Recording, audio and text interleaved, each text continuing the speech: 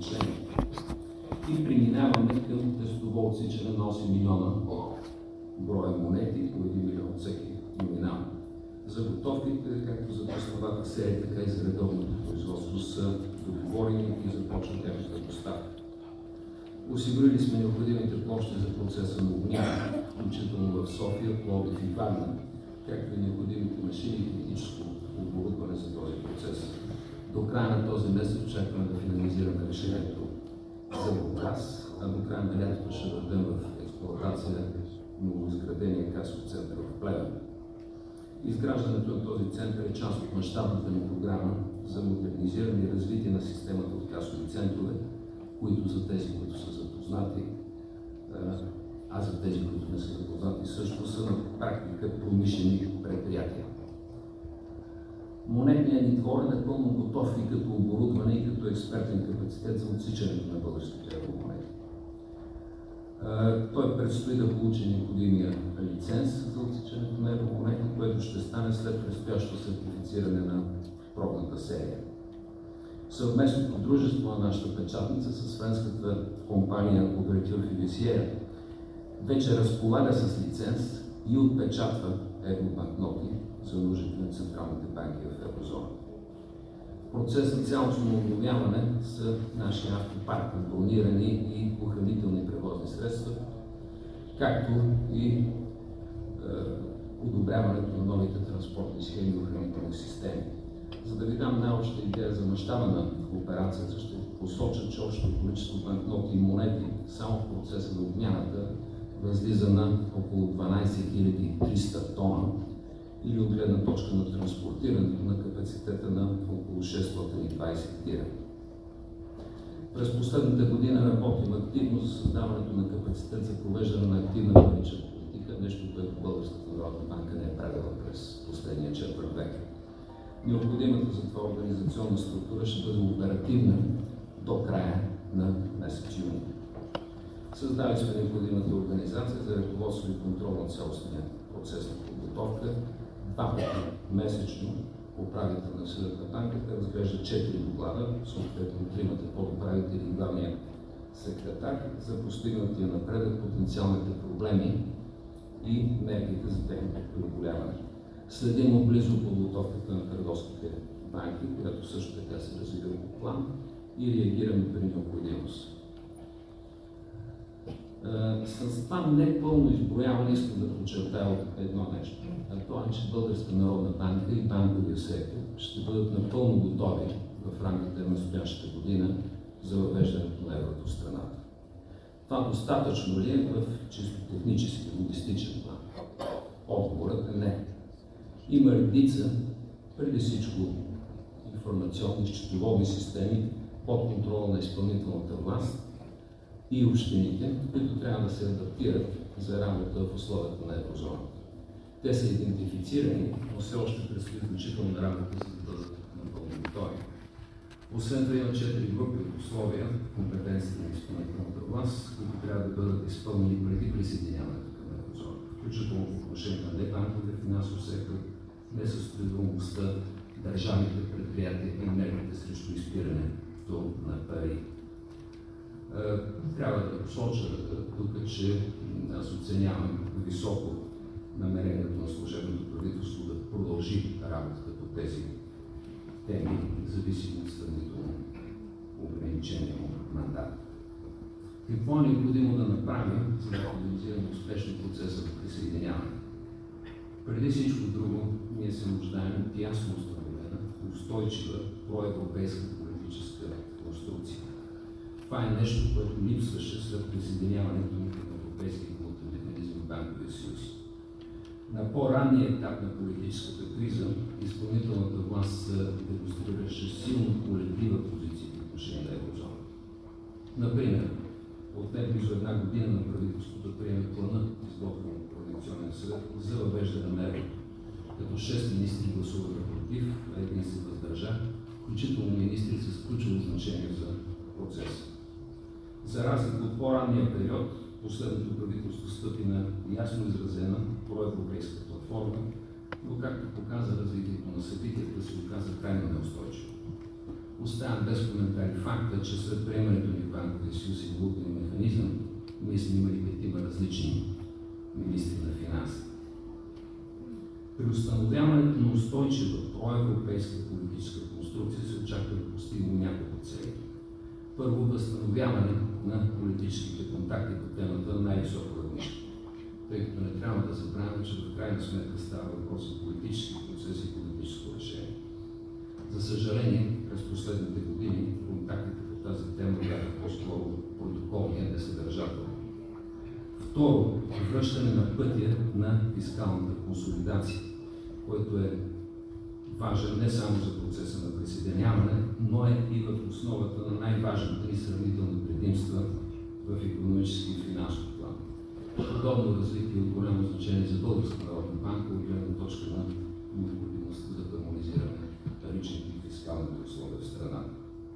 Трето, приемане възможно най-бързо на закон за въвеждане на еврото, който ще даде ясни индикации, но и законови гаранции за бизнеса и домакинствата за това, което предстои. Четвърто, ускоряване на работата по оставащите условия и техническата подготовка. Тук имам предвид преди всичко въпросите от компетентност на правителството, тъй като, както посочих, Българската народна банка и банковия сектор работят по план и ще бъдат напълно готови преди края на настоящата година. Ако този сценарий се материализира възможно най-скоро след предстоящите избори, шансовете ни да се присъединим към еврозоната през 2025 година остават силни и напълно реалистични. В заключение, нека да обобща това, което казах. В резултат на политическата криза през последните години ние загубихме както инициативата, така и лидерството в процеса на присъединяване към еврозоната. Независимо от това, нашата готовност от гледна точка на условията за присъединяване, законодателна и техническа рамка остава висока. За да финализираме успешно процеса през 2025 година, се нуждаем и от устойчива проевропейска политическа конструкция. Благодаря. Пожелавам успех.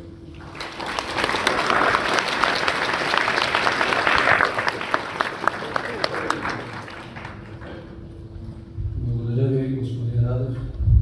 От гледна точка на БНБ, така се чувстваме комфортно, че еврозоната е почти запредела. Остава политиците също да си свършат някаква работа. Чухме и от вас, и това, което наблюдаваме, че служебното правителство, чиято основна задача е да подготви едни добри избори, взема и твърда позиция по подкрепа на пътя на България към еврозоната. За мен е удоволствие да дам думата на министъра на икономиката и индустрията, господин Петко Николов, да ни каже няколко думи по тази тема и какво е значението на еврозоната за икономиката и индустрията в тази държава. Заповядайте.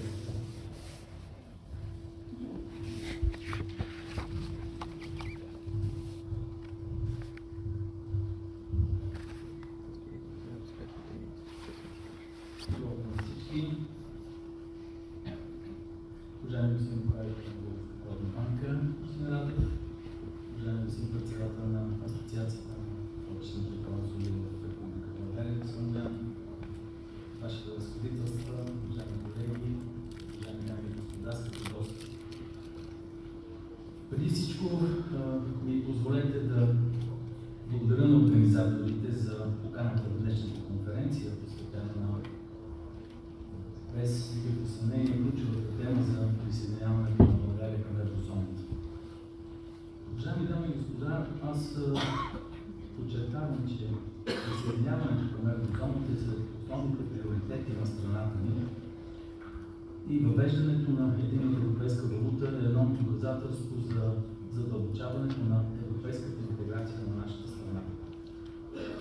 Безспорно с присъединяването на България към еврозоната ще стане част от общност, в която над 340 милиона граждани на около 20 държави, членки на Европейския съюз, използват еврото като национална валута. В този смисъл, членството ни в най-развития паричен съюз в света носи значителни ползи в икономически, социален и репутационен аспект. По този начин България ще направи една голяма крачка, както каза господин Радев, напред в своята интеграция и ще участва в процеса по формирането на паричната политика в Европейския съюз. За всички ни вече е ясно, че стратегическата цел на България е да изпълни условията за членство в еврозоната до края на тази година, 2024, след което да въведем еврото като национална валута през следващата година.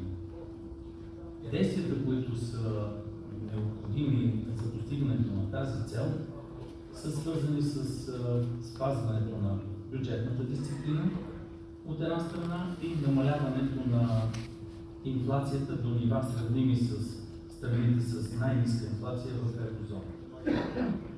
Покриването на критерия за инфлация остава предизвикателство за България и за постигането му са необходими усилия, за които е говорено многократно, което пък от друга страна е гаранция за успех в тази насока.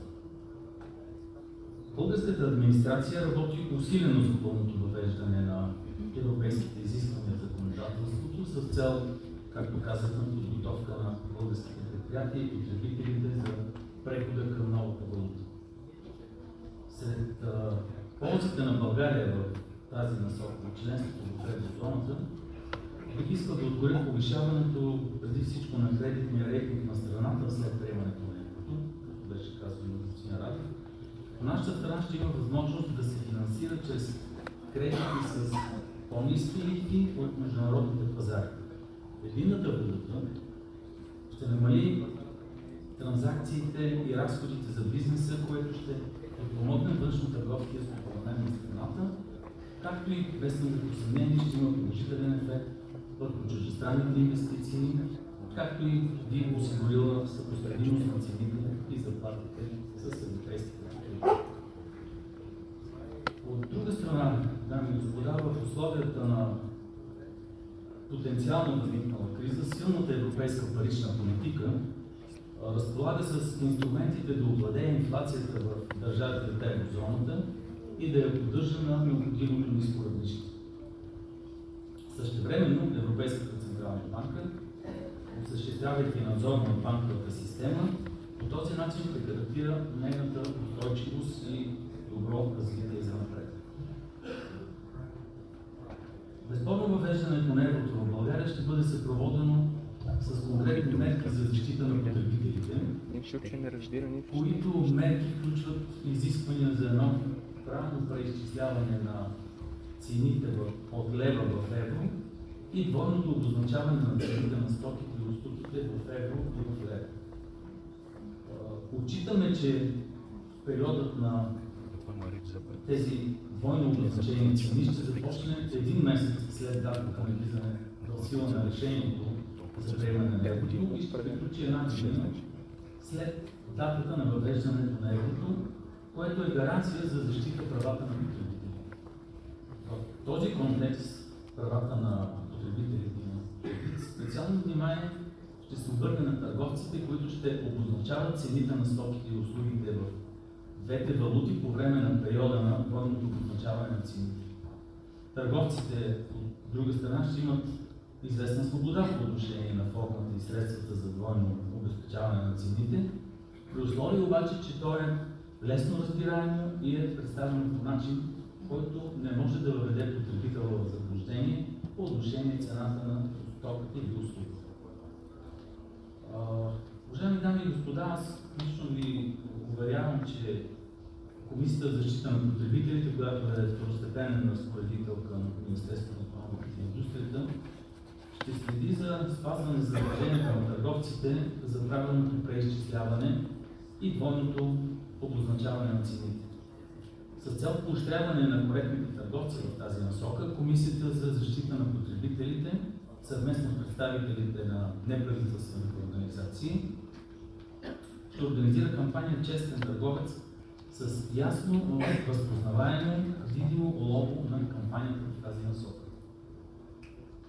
Уважаеми дами и господа, в заключение, като министър на икономиката и индустрията, бих искал да отбележа, че след като България изпълни изискванията за присъединяване към еврозоната, българският бизнес ще разполага с достатъчно време, за да се подготви за действителното преминаване на информационните, вътрешнофирмените системи за управление на процесите и, разбира се, разплащателните системи.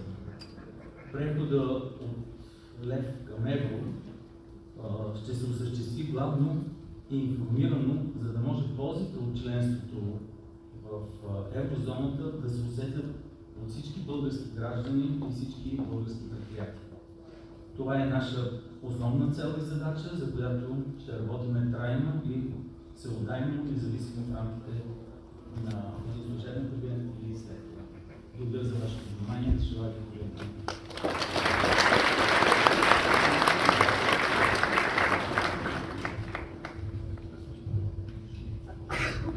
Древногръцкият философ Сенека е казал: учете се от по-мъдрите. В тази връзка предлагам да поканим по-мъдрите на канцлера Шусел, премиера Настасе, премиера Мускат и водещия премиер Николай Василев.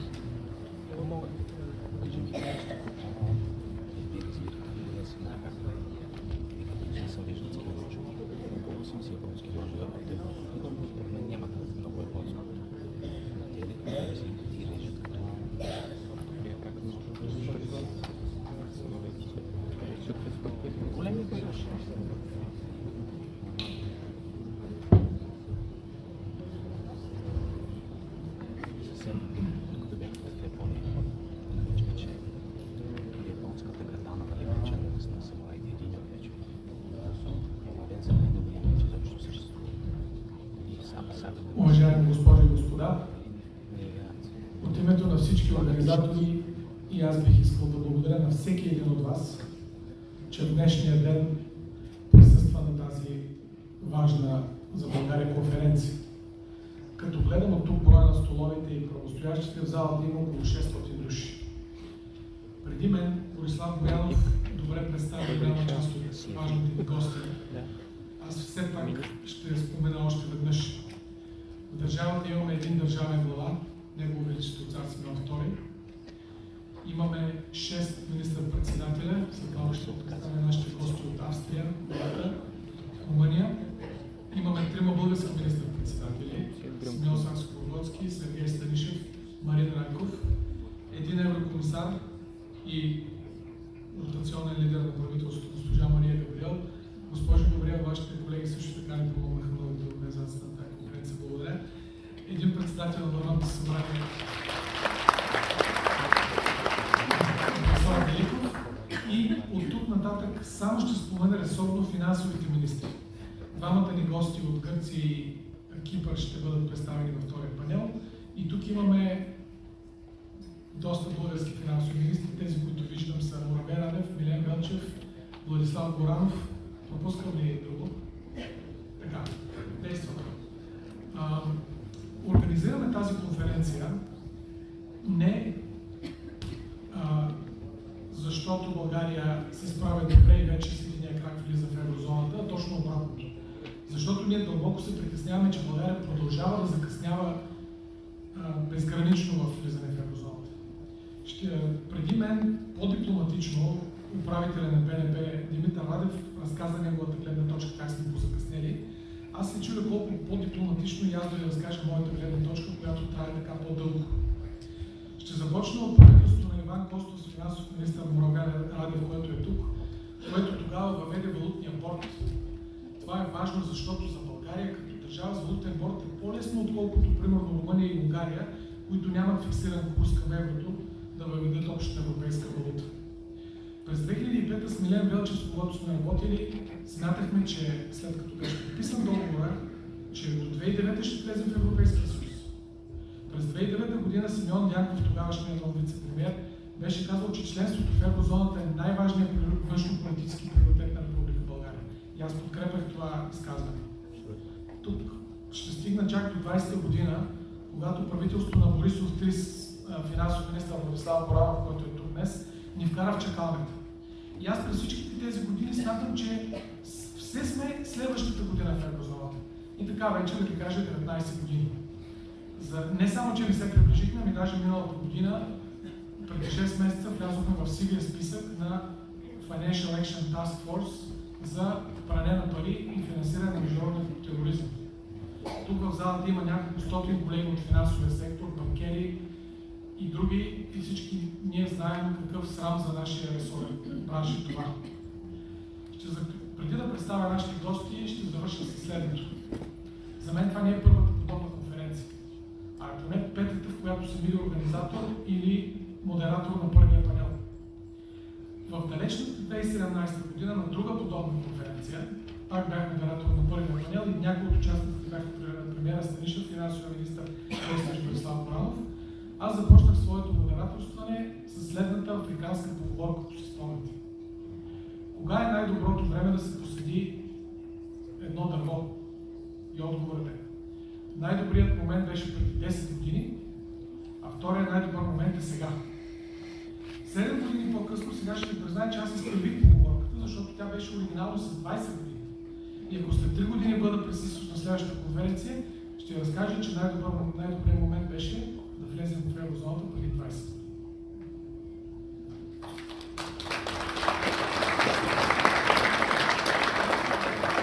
Минаваме сега на други вълни. Имам голямата чест да представя нашите изключителни участници в първия панел и да им благодаря за това, че приеха нашата покана, макар че нямаме редовно правителство, да присъстват специално в България, специално по тази тема. За нас това означава страшно много. Те са изключителни държавници в своите страни, с голяма роля в европейската политика и са важни приятели на България. Съвсем накратко техните богати биографии. Канцлерът Волфганг Шусел от Австрия, доктор по право, бил е министър на икономическите дейности, бил е вице-канцлер, министър на външните работи, 2 пъти канцлер, последователно от 2000 до 2007 година. Бил е председател на важната за нас Австрийска народна партия. Джоузеф Мускат. Той е предпоследният премиер на Малта, също 2 последователни мандата, също 7 години. 2013-2020 година. Лидер е на партията на труда, в продължение на 12 години. Бил е евродепутат. Неговата професия има 4 дипломи по мениджмънт, публични политики и докторат по мениджмънт ресърч от Великобритания.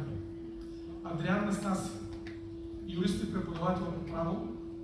Бил е премиер на Румъния 2000-2004 година и е изиграл основна роля като премиер за приемането в Европейския съюз. Бил е също министър на външните работи, председател на долната камара на парламента на Румъния и президент на Социал-демократическата партия. Започваме.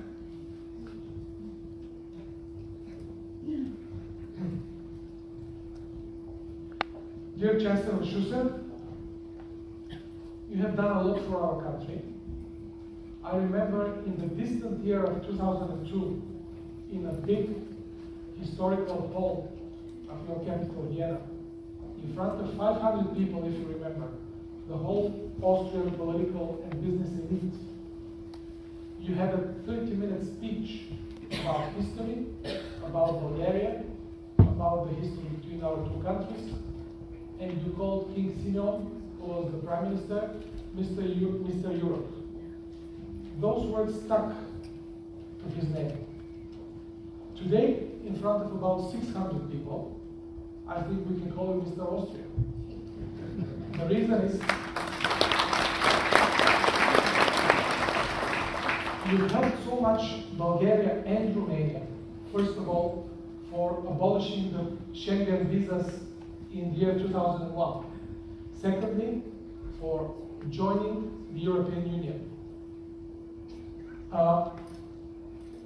Your country was among the founding members of the Eurozone in 1999. What do you think? Was it a good decision for your nation? First of all, let me say it's for me a real privilege to see my old friends Simon and Adrian Настасе on my side vis-a-vis.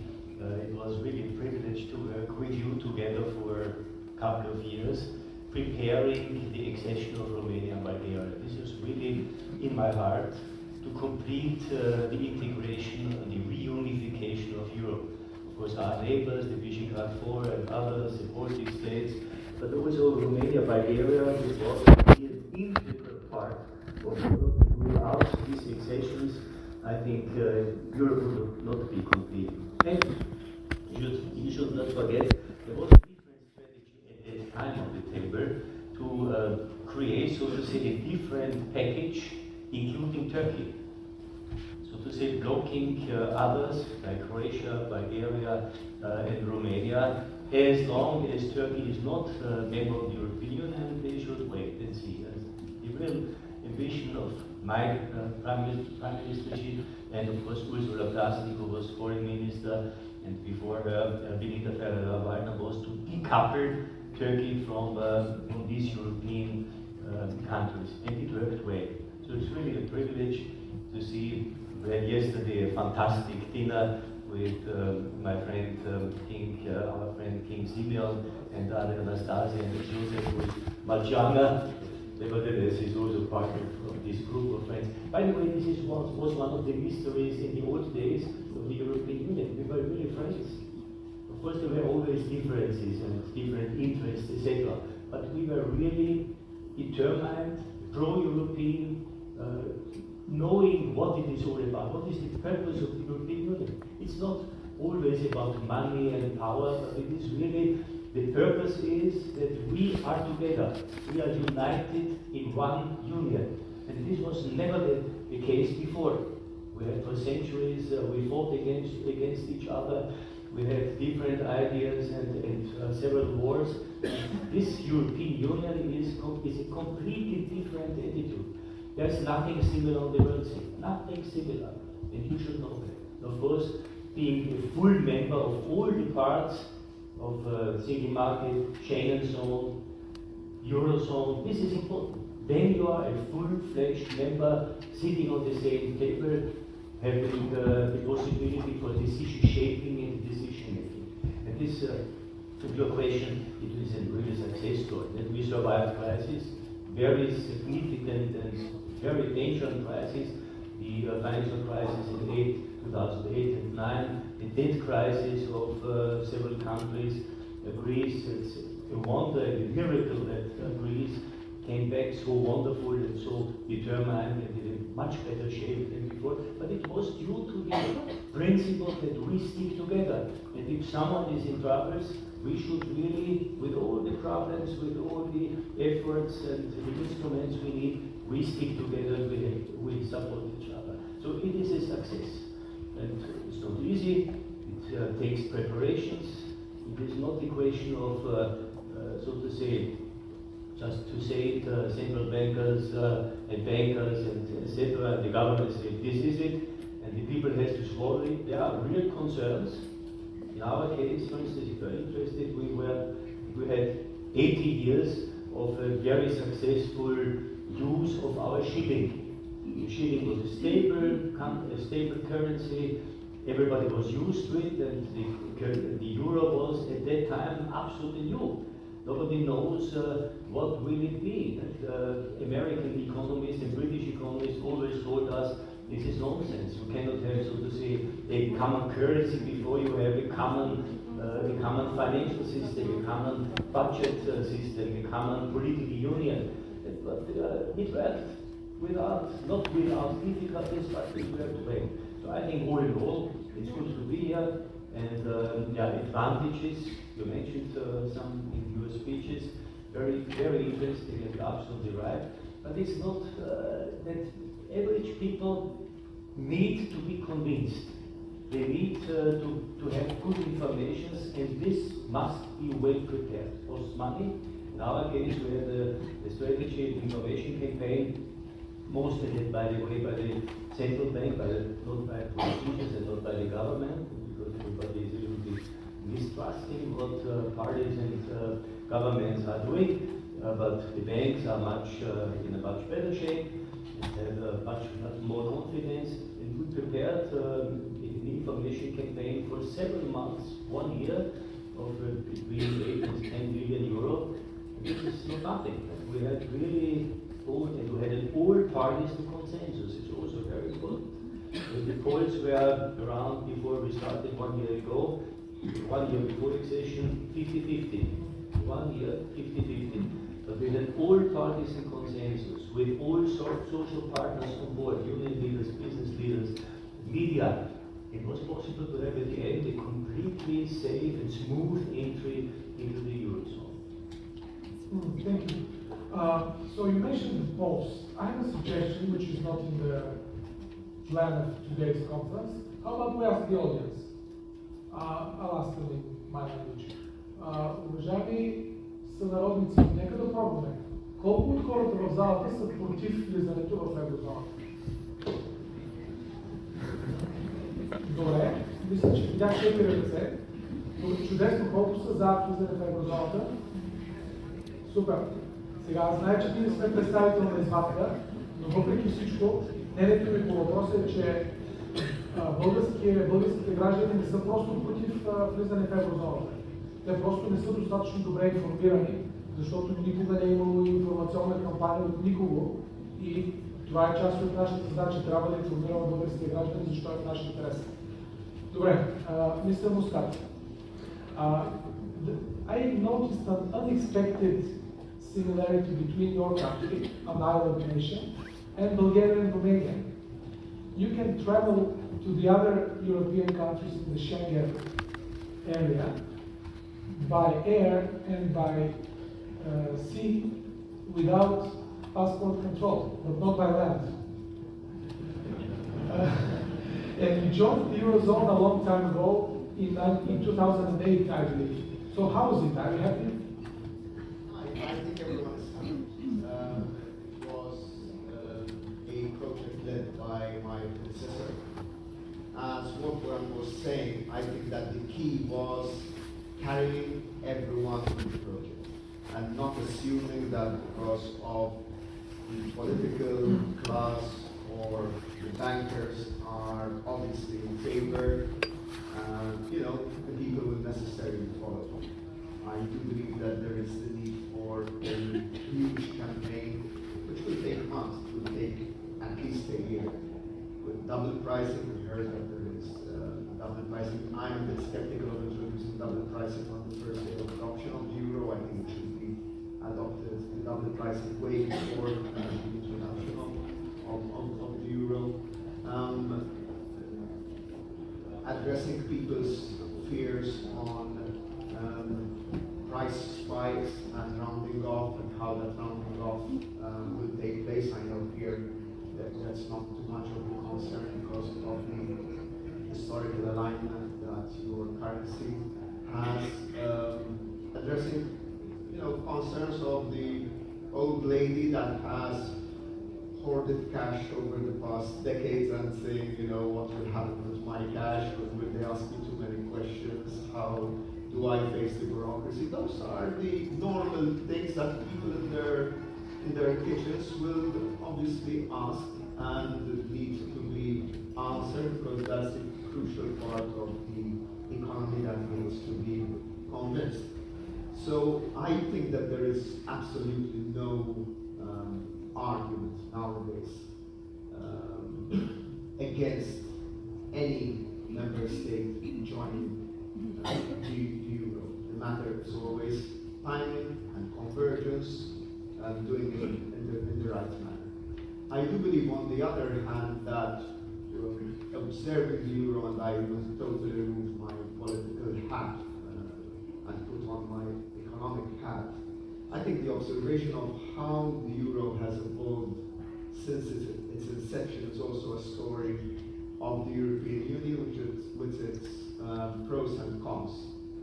So when the euro came about, it was probably the most important point of currency history since the dollar took over from the sterling post-World War II as the currency of reference, and the Bretton Woods and so on. And many believed that the euro would take on a considerable chunk of foreign exchange and international trade. In fact, over the first 10 years since the introduction of the euro stood at around 25%. So it eroded a considerable chunk of dominance from the US dollar. If we look at the second decade of the euro, that portion went down to 20%. And I think there is a story there. There is a story on how Europe has been over the past few years more inward-looking than outward-looking, thinking about itself rather than thinking about the way it can affect the global scenario. If you look at economists like Eichengreen, he would argue that the way in which a currency is used worldwide is a reflection of the soft power of that issuing state, in this case the euro. So we're seeing that the influence of Europe worldwide is shrinking. And that is really and truly something that we can denote in many other spheres, but is so coldly and so clearly illustrated by the way in which the international trade uses the euro. And I think it's only us to blame, in the sense that there is now a clear indication that there needs to be a political interface for the euro. That's something that the US has. It has the Fed, but it also has the President and the Treasury Secretary that act as counterbalances to the way in which the Fed acts. Over here, we don't have a political counterbalance to the ECB president, and that's not to say interference. It's about having a counterbalance, and it's also, I think, the way in which we project ourselves as Europeans. So I stand to be corrected, but I believe that what I consider to be our premium product in aviation, Airbus is still sold in dollars. Airbus aircraft, which to me is something that doesn't. It's a European project, made totally in Europe, sold in dollars. So that in itself shows that the eurozone, once it continues to expand, needs to have the second phase when it comes to its governance and the way in which it achieves balance between the monetary side and the political side. Great. Well, I'm very grateful that you actually mentioned the role of the euro in the global trade and financial markets, and this makes me remind ourselves that one of the main reasons in the first place to create a common currency on this continent was that there are so many small countries in Europe, 27 EU member states. Even the biggest one is not big enough to be influential compared to the US dollar, and also you didn't mention another rising currency during this century. Who knows what their share will be in 100 years' time. So alone, every single European country will be very weak. Together in the Eurozone, somehow the euro will be one of the top 3 global currencies, if not number 1. Great. Also, I have another question, Mr. Muscat. Malta is a very special case. You're a small nation on an island, but you've been very successful. We are slightly envious. You have a strong financial sector, IT, the gaming sector, of course tourism and many others, but Is there anything specific about your country which has been good or bad in the Eurozone? How is your trade and the financial sector in the Eurozone? I think the euro brought a lot. It's underestimated the amount of stability it can bring to a smaller country. So really and truly, at the end of the day, the power of the euro is intangible. I do believe, I was someone who, before Malta joined the European Union, I was skeptical of the time, very skeptical. And I think most of the people who are skeptical of the euro do the same mistake that we would do at the time, taking this as a sort of accounting exercise, the debit and the credit, a sort of balance sheet, where at the end of the day there's a zero sum that the debit side needs to agree with the credit side, and we try to see the pound shillings and pence. It doesn't work that way.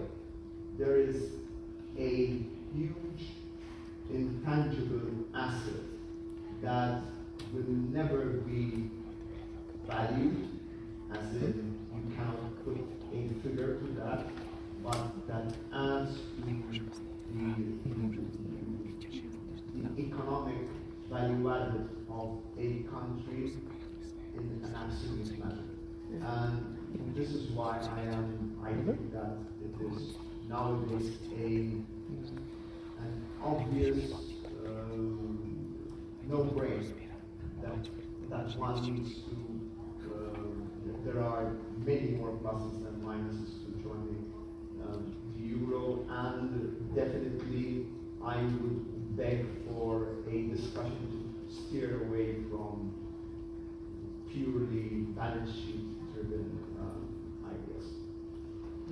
Thank you. Before I move to Romania, I was thinking Bulgaria is a relatively small country, as you know, and in the process of our European and NATO integration, one of the biggest driving forces has been the strong support of our international friends and of the diplomatic community here in Sofia. I think you would agree.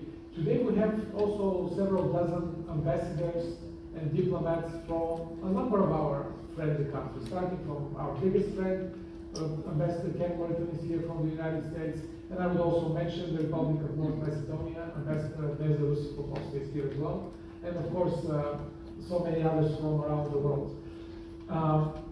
But in the process of Bulgaria's integration, our closest friend and partner has been our northern neighbor, Romania. From those years, I have very fond memories of working with Prime Minister Настасе.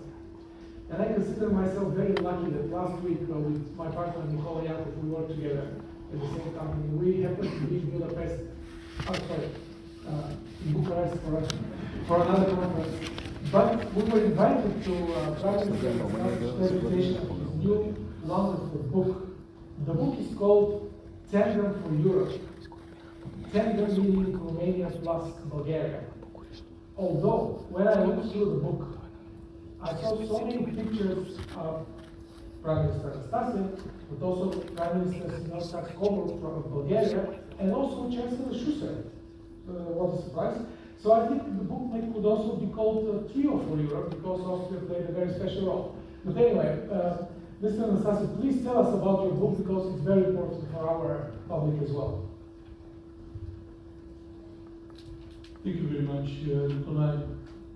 Thank you first for inviting me here. You know, of course, that I cannot help in giving an answer to the question that you raised for this meeting.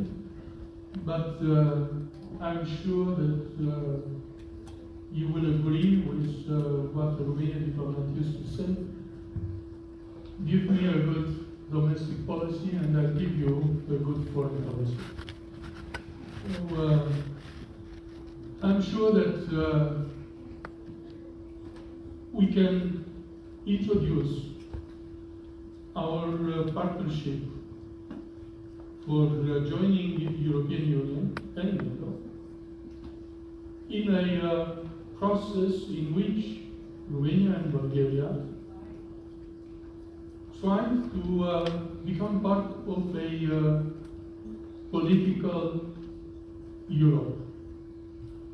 After 1989, Romania and Bulgaria remained a kind of a grey zone because the Visegrad group was closer to Western Europe, and we had to fight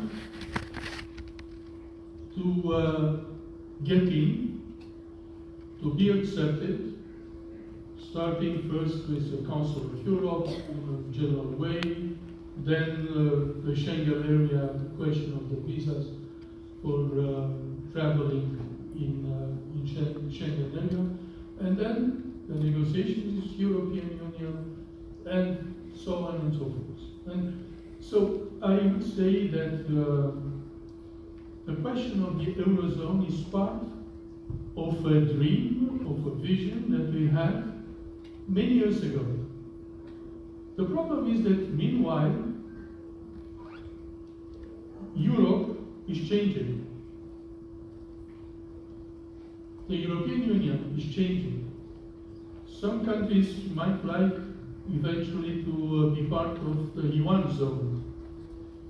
And so we have to take into account all those developments. And now I'm referring to Romania a little bit before saying a few words about our project and how we work together in a period that I know quite well. The problem now is that each of us has different priorities. In Romania, for instance, no one speaks about the Eurozone right now. Let me tell you that in 2004, Romania was closer to the Eurozone criteria than now. In 2004, we had only one criteria missing, as you have now with the inflation rate, but which can be settled. While now Romania has 3 criteria which are not fulfilled. So, well, of course, some of the targets have been on the table, and from a certain point of view, there are important developments in Romania, as you know, as you have seen, in terms of investments, in terms of GDP, in terms of comparing Romanian revenues with the average revenue in Europe. So there are good things, of course, but in Romania, the government speaks much more about the joining OECD than joining the Eurozone. Well, I don't want to make comments on the Romanian government. I'm not here well representing the Romanian government, of course, but I want to explain a little bit the atmosphere. On the other side, let me say that we have made a tremendous job overcoming some of the problems from the past in the bilateral relations with Bulgaria, and this was due to the cooperation that we had with the Bulgarian government, with King Simon, and we succeeded to explain that working together was much more important than competing against each other. And this was how we succeeded in a short period of time of meeting the criteria for becoming a member of the European Union and of NATO the same period. So I think the book that you have seen and which shows a little bit how in different steps we succeeded to overcome that atmosphere of skepticism inside our own countries and at the level of the European Union was, in my opinion, a big success. And Well, we succeeded since then to build one more bridge over the Danube. But we need at least 3 or 4 more. So it's a question. It's a question of better communicating with Brussels, but it's more important, or is important, to communicate with each other. Because this will improve the standards of living of the people, tourism, investment, and so on and so forth. So I remember our efforts with King Simon to determine building a second bridge over the Danube.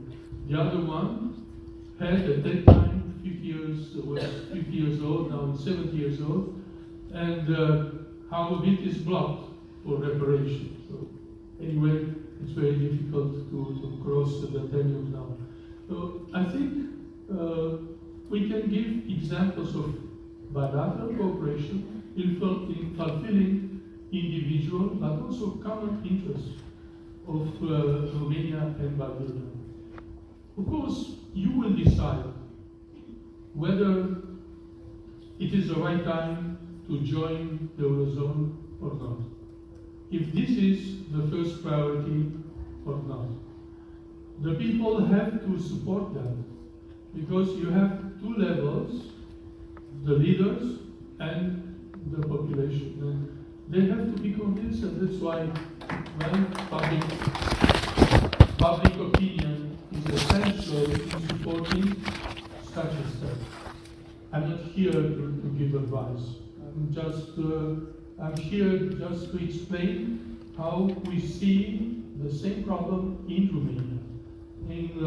At a time when almost everyone is concerned mainly with elections, European elections, local elections, parliamentary elections, presidential elections.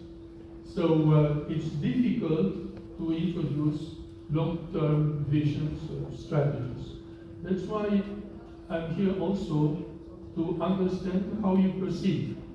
And it will be for us very useful to understand which will be the advantages, which will be the problems. You have been in advance also because of the currency policy that you had from the time with the cooperation with Germany. It was important. In Romania, we have the stability of the crisis, but we have a problem with inflation, which is even bigger than yours. So how shall we deal with that? There are many problems to be solved. It is a time of question marks, not only in Sofia or Bucharest, but also in Brussels. And we have to participate to maintain the credibility of the European Union. The euro has been introduced 22 years ago, at a time when the vision about the European Union was politically much more centered to a kind of common sovereignty. Now the things have somehow changed, and usually a state is considered as being sustainable, also or especially if it can issue money or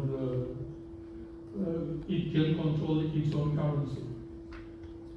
The problem when introducing euro, it was inside a certain philosophy that the European Union might become eventually a confederation. Not well, the American model was at the time quite important, but then Europe, national interest, individual interest, started to influence common policy. Well, some of the crises, 2007, 2008, pandemic, whatever, the war in Ukraine, all those things are attacking in a way the philosophy of unity of the European Union. So, fighting for the Eurozone should be a company for fighting for continuing the European process. And this is what I can say in conclusion. And I am glad that I have been honored to work with Sимеон and his colleagues, and with Волфганг and some other colleagues at the time, when Romania and Bulgaria wanted very much to become part of a political project, important one, and we should continue to believe in such a project. Thank you. Thank you.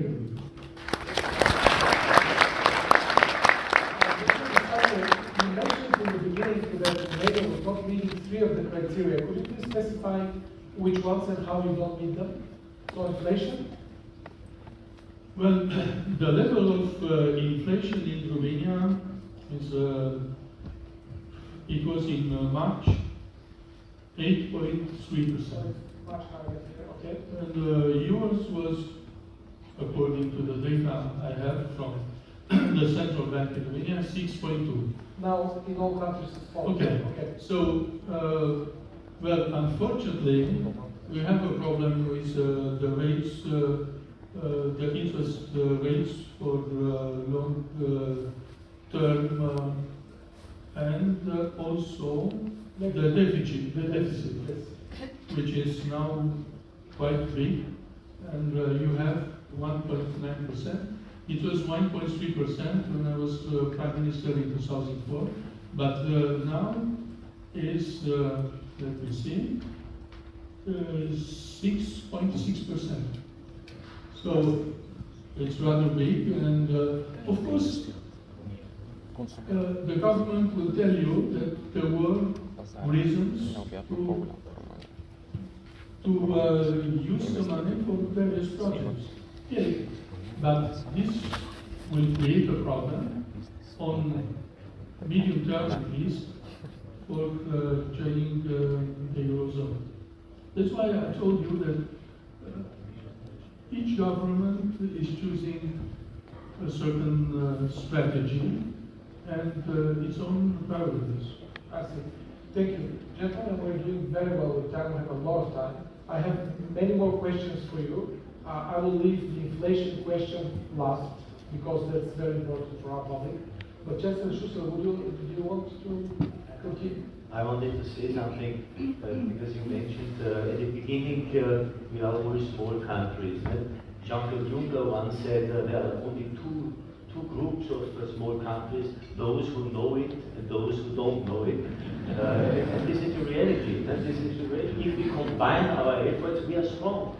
And by the way, I disagree. You are right. If you take the currency reserves, the dollar is far ahead, and we are around 20-25%. But if you take the day-to-day trading in goods, we are close to the dollar. Maybe it's on equal footing. This is quite interesting.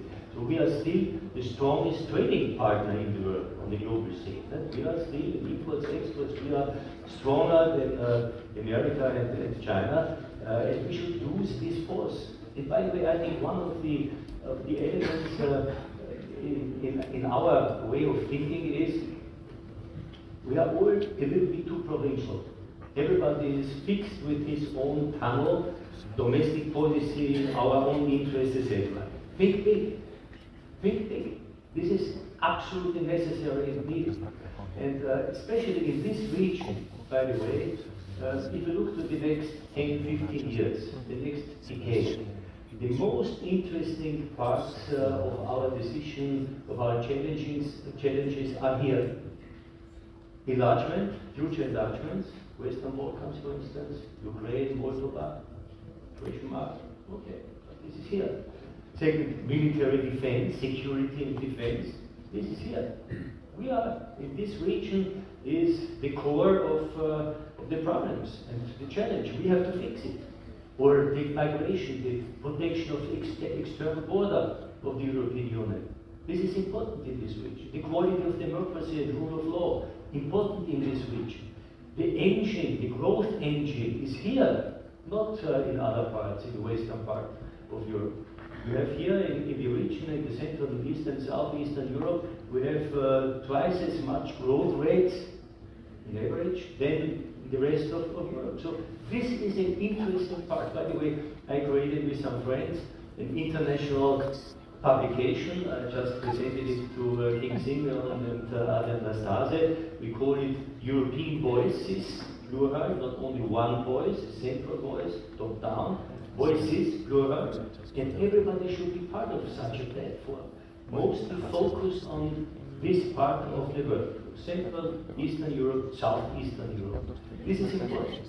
The way we present it, of course, in the Austrian Embassy, we hope that a lot of people are interested to create something similar to foreign affairs. If you want to read, to know something about the American policy, you read foreign affairs, and then you know mostly the variants of ideas, of views of American foreign policy. We need the same with the European voices. And I think this is important because we should also a little bit distribute the benefits of integration. We started as we were member of the European Union 95, so 30 years ago. We tripled our GDP, here no, a little bit below, but mostly tripled our GDP, 5 times more exports, 10 times more FDI, foreign direct investment. If you look to the 10 new members starting with 20 years ago, they doubled their GDP, quadrupled their exports, etc. At the same time before Bulgaria and Romania. This is, by the way, the first decade was better than the last one. Also interesting to know. So I think, to think big. I think there is, it's true that maybe the benefits, the economic benefits are not always immediately visible. But there's a huge benefit. If you are a member of the single market, this is an additional trade, bilateral trade for, let's say, plus 7%, according to studies, international studies. If you are part of the Schengen zone, this is an additional boost of, let's say, 1.5 to 1% per capita. Eurozone, the same. So this is an engine, and we need growth, encouraging engines, and I think this is the most important thing to explain to the consumers who are concerned that maybe the euro could become a toy-euro, so a more expensive currency. In our case, it was much more complicated than yours, and the fact is for you easy, then 1 to 2 is easy. In our case, it was €1 is 13.7603 shilling. Imagine. So this is in your case absolutely easy. And everybody understands that we have a double pricing just before we started, months before the accession. So everybody had a double pricing and could really control what does it mean before and after. So you have full transparency. And the transparency, the comparability of salaries and prices, this is also good for the consumers. If you have a big single market with all the comparisons, it's much easier, much better. Of course, the tourists, etc., and business transactions, that's quite clear. But I think it can be explained. But it needs a strong voice, pro-European voices. And last sentence from my side. It's not always popular for politicians to tell the auditorium, the voters, the truth. But it's possible. For instance, in my case, in Austria, we had a unanimous decision of some provincial parliaments against the accession of our neighboring countries, Czech Republic, Slovakia, Slovenia, due to nuclear power plants, our Neue decrees, and you know, these explanations of German-speaking citizens after World War II. Unanimous decisions against accession. No, we did it. We convinced, I tried to repeat always my message. That at the end we had de facto unanimous vote. I think one vote was against, the rest was nearly unanimous vote in favor of all enlargement. Same with the European Constitution. It's possible. But you should never use domestic policy as, so to say, in the, I know that it happened between Slovenia and Croatia, it happened in other parts of the world, you know it, I don't mention it now, but this is not good. So European affairs, this is something which should be beyond partisan disputes, should be all parties, it should be a common project, and it needs a clear voice and Leidenschaft, so to say, strength, and you have to do it with your heart, not only with figures, although the figures are also good. This is my message.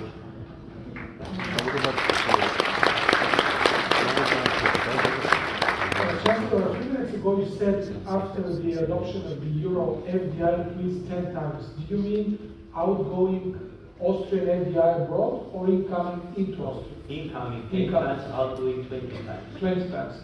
Well, this is absolutely true. I'll just, maybe you don't know, but I'll tell you. Before your speech in 2002, Austrian investments in Bulgaria were only 300 million euro.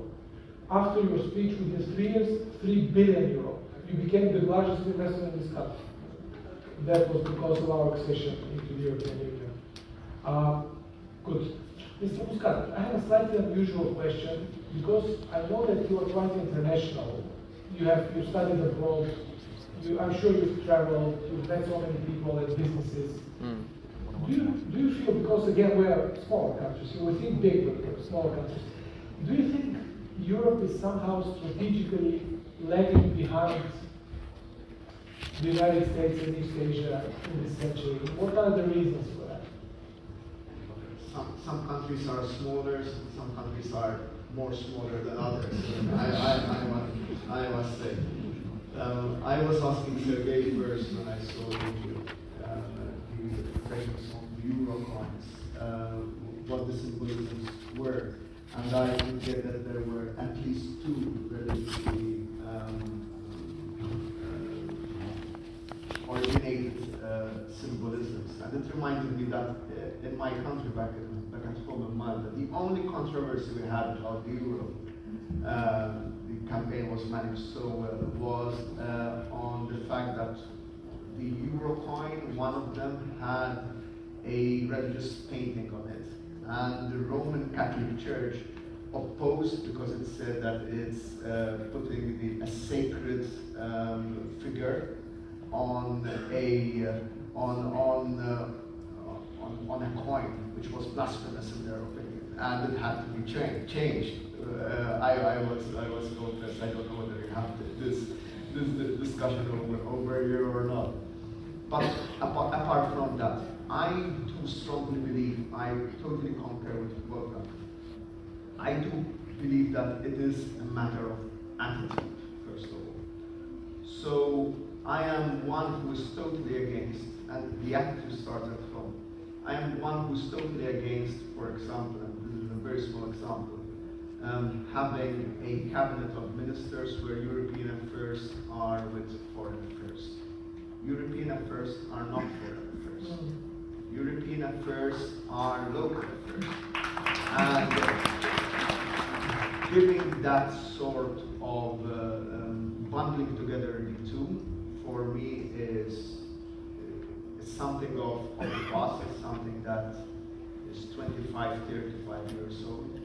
European affairs has to be either a standalone or a total part of domestic policy, which is not a bad word, because at the end of the day, most of the discussions that are held on that are totally different to what foreign affairs are. And I think that in itself, that this is not second nature, betrays the fact that we are still a long way to go when it comes to the stage of integration we should all be in. I think that the question you asked, Nikolai, is a very complicated question, and the answer is not that nice at the end of the day. I do not see, but for one, the situation where world affairs are a sort of race. They are, but I might be naive, but I do like to see world affairs as being, a joint effort, rather than a beauty contest where one needs to be better than the other. Okay, we should try to raise to be better than the other, but for the benefit of all, rather than a sort of in order to to do something against someone else. So I do look at a situation where Europe can be stronger on itself, but can be stronger on itself in order to help all those who are aligned to European values, rather than to be, a sort of an enemy of someone else. So that is at least my vision of how I see that, and I believe that over the past few years we have been very much introverted in our outlook, and the pandemic has obviously not helped in that approach. Again, I believe that the reflection of what the euro should stand for should help in all this. So I know that there is the American ambassador, and I hope I'm not blacklisted for this, but I do believe that the biggest weapon that the United States has is not the nuclear weapon. The bigger weapon is the US dollar. I think so many countries in the world are, excuse my French, shit scared of the dollar and the repercussions in the banking system, of being excluded from the banking system in one way or another, much more than they are concerned about being hit by a nuclear weapon right now. So I think that Europe is capable of having that soft power for the good. Interesting, thank you. I was curious what you were going to say. When you mentioned that foreign affairs should not be together with European affairs, I noticed some of the foreign ministers here were clapping the passes. Interesting. I think I'm probably slightly more worried than you about our continent, and you know why. Many reasons actually. First of all, our demography is not good, said mildly. As a consequence of the bad demography, we might be a victim of difficult migration process in this century. Also, I wanted to say we have a weak army, but we don't have a common army. We have weak, small armies, each one separately. Then our universities might not be top-notch all the time. The technology is lagging behind. Frankly, somehow I wouldn't bring too many good news, but I hope to be wrong actually. Mr. Настасе, yes? I still want to come to Europe. Sure. At the end of the day, I think that's the fantastic thing about Europe. Despite all this, everyone wants to come to Europe. So Absolutely. I think that's a success story. By the way, I wasn't sure you all knew, Bulgaria is one of the oldest states in the world, really, in Europe for sure. Our country was founded in the year 681. So we have a lot of symbols to put on our euro coins, for sure. Mr. Настасе, I have a special, slightly jealous question for you. All of us who grew up here in Bulgaria have traveled to Romania. We know that in the 80s, in the 90s, our countries were not very rich countries. On the contrary, we were quite behind the real world, as we were saying that. In nominal terms, our salaries were probably 10 to 20 times lower than those of Western Europe. This is not a joke, 10 to 20 times lower. This doesn't include the special crisis we had in 96-97 when they were, 500 times lower probably. What has Romania done since then? Now, I hope I'm not trying to insult you, but to make a compliment to your country. When you joined the EU, you were the poorest member of the European Union. However, today, on the so-called purchasing power parity basis, where the European Commission calculates price levels as well as incomes, ladies and gentlemen, Romania has overtaken not only Bulgaria, that's obvious, but it has overtaken. Now, diplomats usually don't mention countries specifically in order not to insult anyone. But for the first time in your history, you are richer than all your neighbors. All your neighbors. And you are richer than all our neighbors. You know which they are. How did you do it?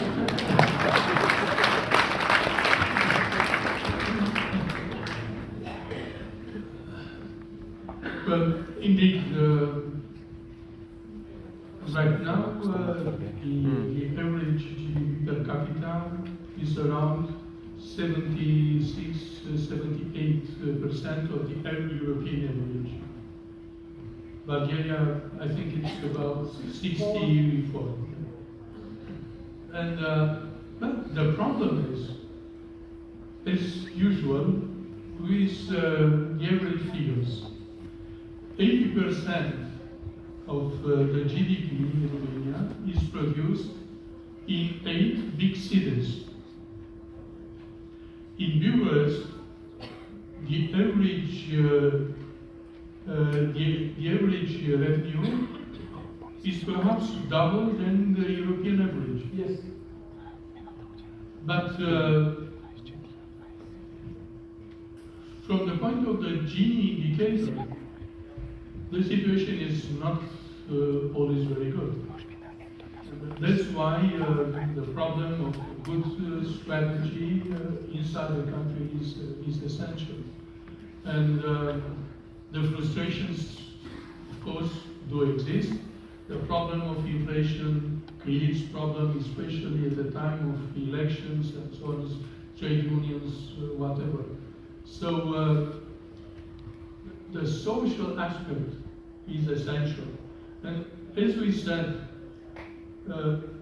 about domestic policy, in fact, European policy is part of foreign policy or part of the domestic policy. Well, the problem that we had, for instance, in Romania, perhaps you had it too, who should represent the country at the Council of the European Union? The President or the Prime Minister in our system? In Romania, we decided that it should be, the Constitutional Court decided that it should be the President. So the President goes there, he comes back, he has to discuss with the Prime Minister, to convey the message to the ministers and so on and so forth. But in my opinion, it's not always okay. And most of the countries in the European Union send to the Council, to the European Council, their prime ministers. So that's why there are a lot of things to be settled in our countries. We had a constitution, we reviewed the constitution in 2003, and we had a pre-accession constitution. But we don't have a post-accession constitution. So there are, in my opinion, a lot of things to be modified in our constitution after we joined the European Union. So coming back to your question, so there are people who are happy with the outcome, but they are silent, and there are those who are unhappy, and well, sometimes they are in the street. So it's very difficult to deal sometimes with the remaining problems. Once that you decide to find solutions for some of them, you open a Pandora box, and well, the things continue to be in a certain turmoil.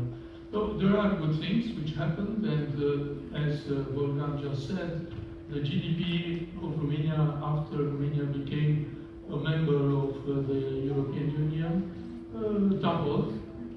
The investments are quite high, but there are still a lot of problems to be solved. And that's why I hope that the European Union will continue to support some of the countries which smaller or even smaller countries which joined the European Union, and they still need a certain time. And just a few words about the Schengen project. Schengen was also part of a certain view about Europe 20 years ago, 25 years ago. But now, when, of course, the first step was in 2001, 2002 for Romania to eliminate the visas for traveling. But right now, we are getting a certain success, partly with the Schengen strategy, but we discovered that at the same time, the Schengen, as we used to believe function, is no more the same, because there are new reservations, new limitations being established inside the Schengen format. So that's what I was saying. We have lost a lot of time in joining some of the European mechanisms. And now when we are getting in, some of them have modified immensely.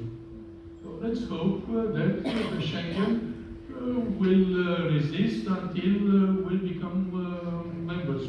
I mean, okay. Yes, thank you. Thank you. I suggest to ask you, all of you, the following question. If you have to rank or enumerate the major factors, the major positives of a country joining the Eurozone, what would those be? I'm sure you'll come up with a lot of different factors. Jouzef Šusel, what's your ranking? The question is, either you are a second-class member or you are a full member in all areas of policy making. By the way, this explains also why we Austrians, we are neutral, like Malta and Ireland, and we decided when we joined the European Union, we changed our constitution. With an EU mandate, we can do everything what is needed. With an EU mandate, we can have sanctions, as we did it with against Russia. We could help. We could help a country which is attacked. Even so to say, being part of a battle group is possible with an EU mandate. So I think the question is either you are willing to join all areas of engagement, and I think, by the way, Joseph mentioned it, that we have de facto, and if you add all the military defense budgets of member states, this is sufficient enough. This is not so few.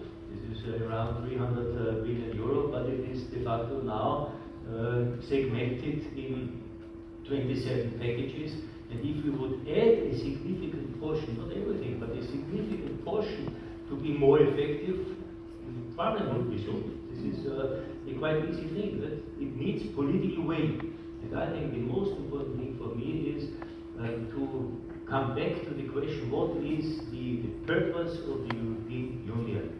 This is, in my opinion, to defend the European way of life. This is really a model of living. Nobody wants to cross the Chinese border to ask for asylum, or the Russian border, or something else. Most of migrants will come to Europe because our life is much easier, it's safer, it is richer.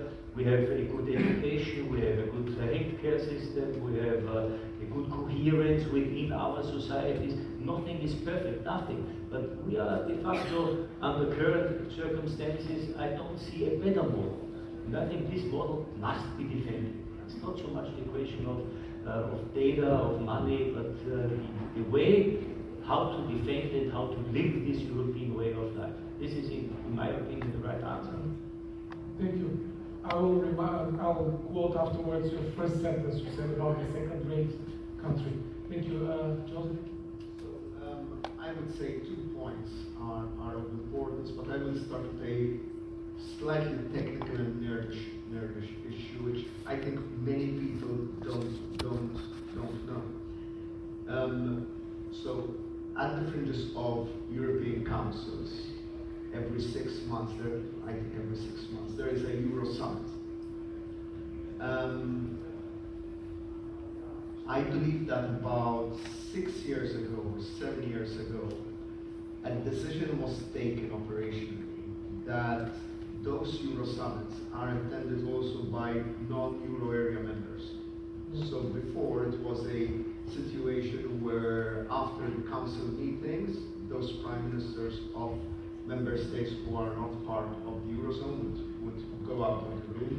And I think it was just after the Greek crisis, if I remember well, where we decided that everyone should remain in the room with full right to speak. So in itself, I think that's a very significant political development that has gone very much under the radar and which shows where the drift is when it comes to Euro area membership. For me, there are two pluses, if I had to just single out 2 points. The first is the shock absorption effect of being not alone, of not being isolated. And with a world where we have experienced over the past decade and a half so many unexpected shocks, from financial crisis to pandemics, that is something that I believe is priceless, really and truly. The shock absorption effect of being in a common currency is very good. The second is price transparency. It becomes extremely more difficult for those who want to abuse from consumers to do so on the terms of prices, because it's simple and straightforward to compare those prices. And so there needs to be more explanation on, and it shows the monopolies, it shows the non-tariff barriers that still exist around Europe, the geo-blocking that exists around Europe when trying to buy from certain websites and so on. And really and truly, the single market comes from it, because it's so obvious for consumer to ask, but why am I paying so much for this, when if I am, as a European in another member state, I pay so much less for it?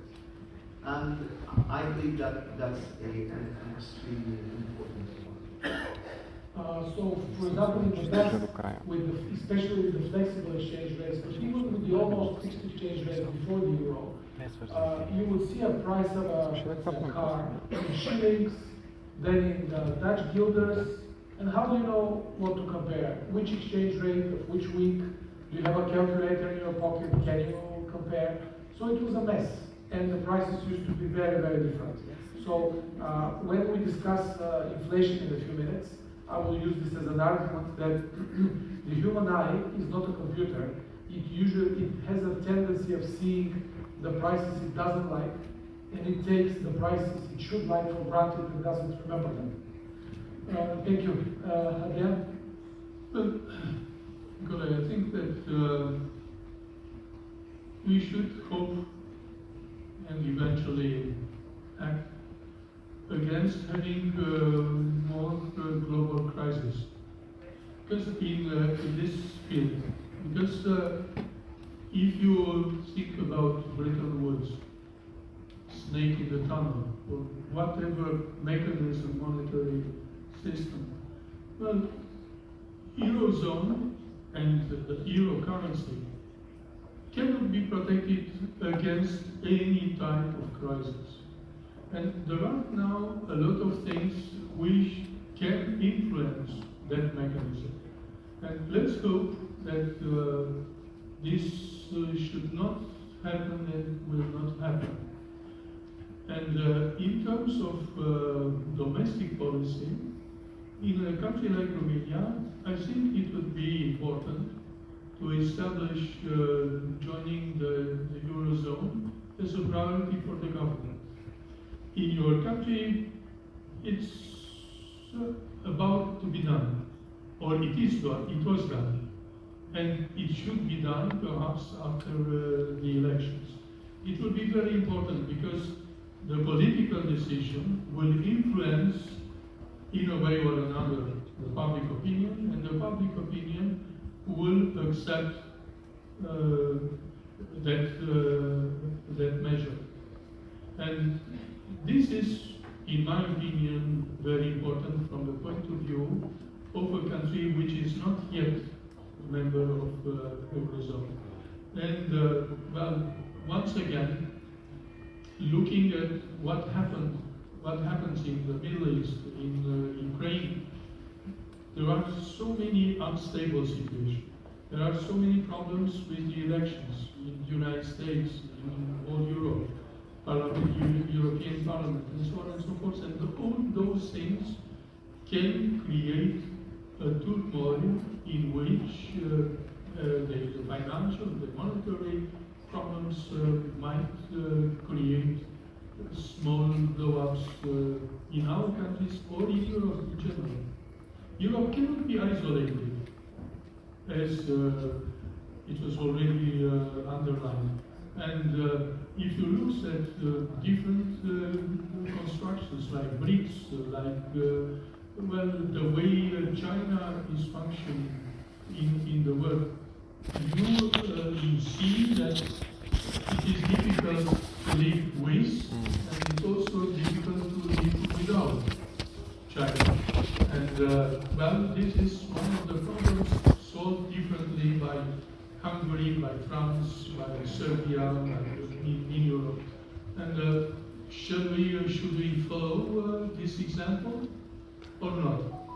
They are guilty of doing something against international sanctions or not. And here you have a clear dilemma of some of the governments. The Romanian government is in this position, following either the American line or a kind of domestic foreign policy in which the relations with China have been excellent during a lot of decades. We never had a war with China. So we even helped China to become again member of the UN in 1971, I think. So there are a lot of things which might have helped Romania to develop that kind of relationship. But well, we are very disciplined and we follow a certain route. But there are other countries who do not, which do not. So it's good or bad. We act jointly or separately, and that's why, well, we have to see the European Union as it is now. We have tempted to see the European Union as it was 20 years ago, and this is bad. Thank you. Ladies and gentlemen, I use the moment to tell you, to share with you probably the worst professional experience of my life. It's not organizing this conference is great. Remember, Chancellor Shusel started his answer to the last question with the words, you either want to be a second-rate country or not. 7 years ago, again with my partner Nicola, we went to, I'll try to diplomatically not mention the name of the company and the country, but imagine one of the core West European countries and one of the major financial institutions in Europe, probably the biggest employer in big parts of Western Europe, with super competent, important management. We met 3 people of the board of directors. 2 of them had studied at Harvard University, which means they should be extremely, well informed, qualified. They knew who they were talking to, and after 1.5 hours, they started mentioning CIS. And then when they said it for the 3rd time, the first time I was worried it was some kind of a weird financial abbreviation I didn't know, like clearing of international securities or something like that. It turned out to be, the community of independent states is something else, something in another part of the world. So I asked them, why are you saying this? What's CIS? And then they started worrying that they had made a mistake. They said, why are you trying to go to the London Stock Exchange where we listed one of our funds? Why don't you go to the Moscow Stock Exchange? And I asked, why are you saying this? Weren't you a member, a part of the Soviet Union? And these are those people in 2017, these people, not just average people. So that was the worst moment. And and my conclusions were the following. First of all, those people really didn't know Bulgaria had been a member of the EU for 10 years. Secondly, they really didn't they didn't care that Bulgaria was a member of the EU. And thirdly, they were definitely not going to treat us like a first-rate European country. And the major reason is because we weren't a part of the Eurozone. Now, next time we go there, if we are members of the Eurozone, we will not let any financial institution treat their friends like this, but we're not there yet. I'll give you my rankings or my list of factors, of positives of joining the Eurozone. I think most people concentrate only on the economic factors. For example, trade, investment, tourism. Definitely these should improve, definitely. Ask Croatia.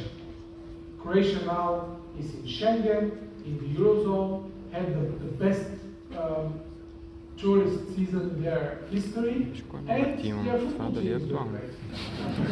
So they are proud and happy. They're not worried about any inflation or anything else. And I would put the issue about inflation, with the issue of inflation, which we will go back to, only in this 10%. Where is the rest? Being a part of the financial sector all my life, I think the banking sector and the whole non-banking financial sector has a lot to say about joining the Eurozone. And dear friends and colleagues, we're all very quiet. We don't speak in the media about the Eurozone as much as other people who are against it. And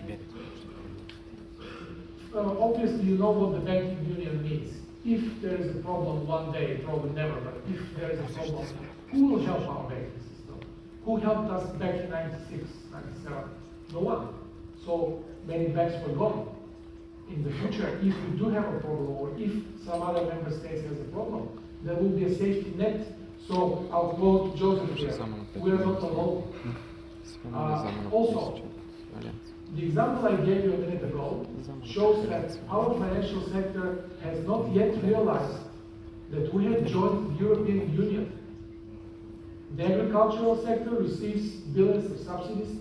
They know we are in the European Union.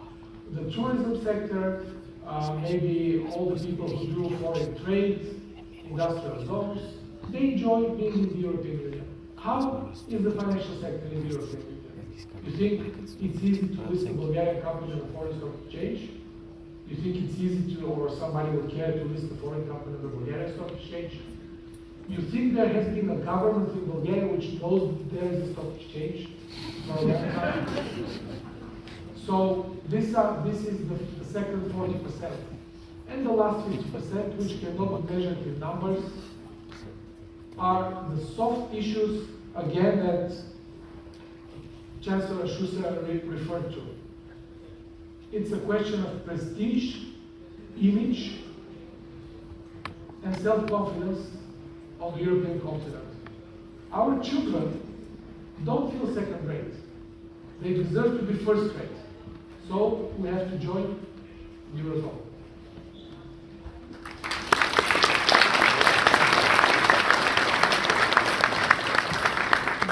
My next question would be about how you feel about the importance of political will.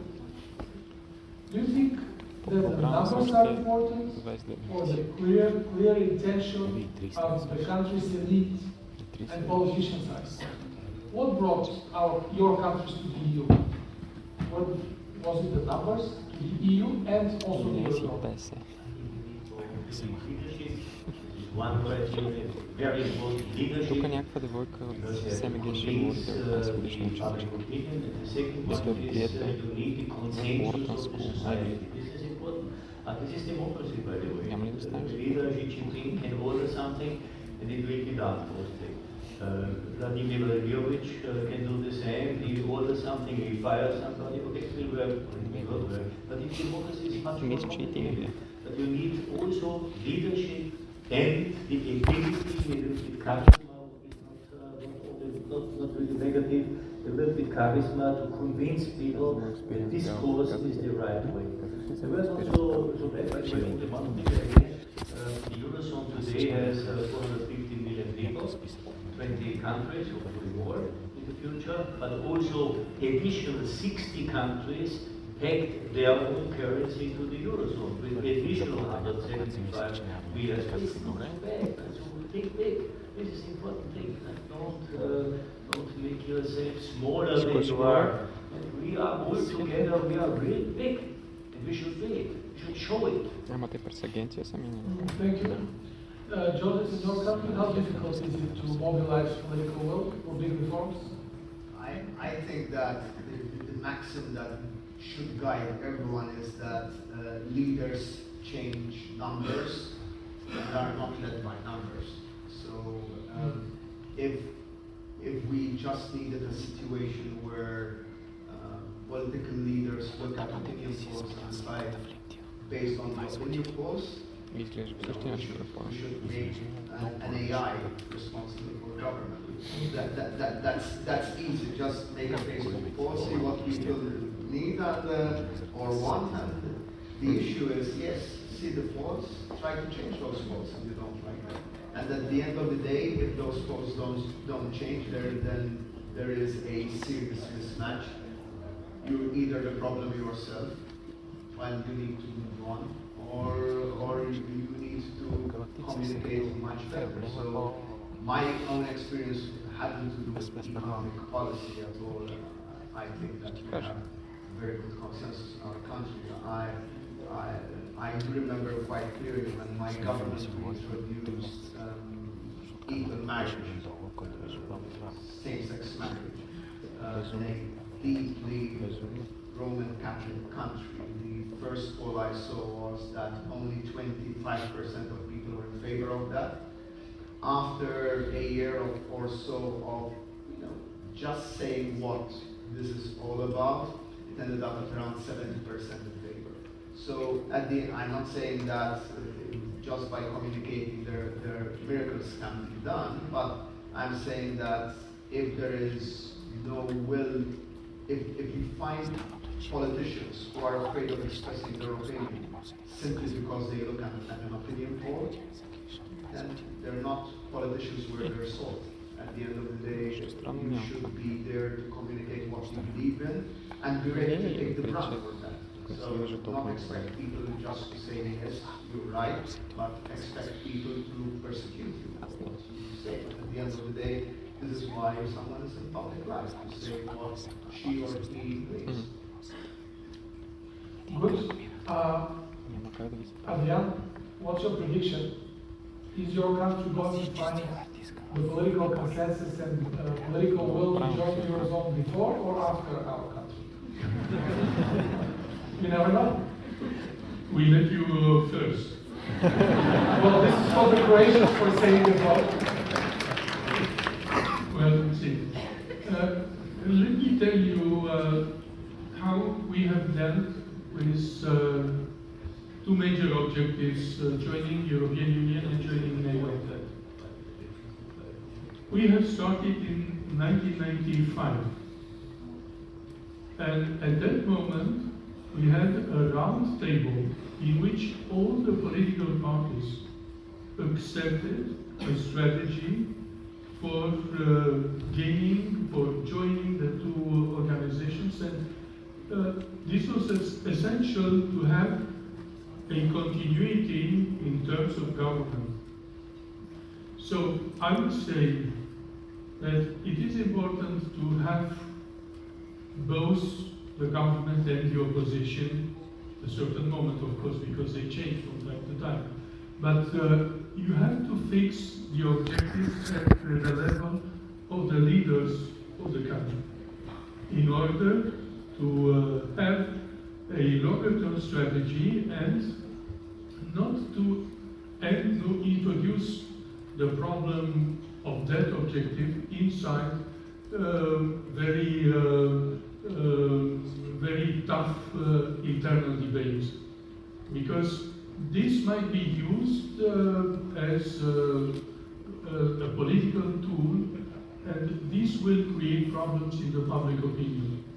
That's why I think that, well, for Romania at this time, because political parties are concentrated on the elections, this will not be the case to raise the problem of the Eurozone. So I believe that next year, the question of the OECD, but also the question of macroeconomic criteria has to be decided in a way, because some of the figures are quite bad. So in that context, the discussion about the Eurozone and also convincing the central bank that this is a good thing to be done might be very, very useful. That's why I think that the most important thing is to have a kind of political consensus at the level of the leaders of the country concerning the priorities to be followed. Okay, thank you. Now, ladies and gentlemen, before I formulate my question about inflation, which is very important to hear about, are there any questions from the audience quickly? Anyone to ask something? Yes.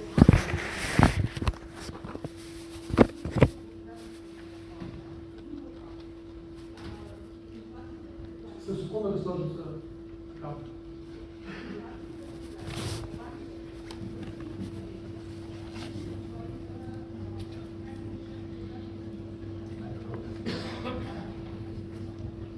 Благодаря. Всички говорите за инфлацията като за проблем и необходимостта от, разбира се, политическа воля.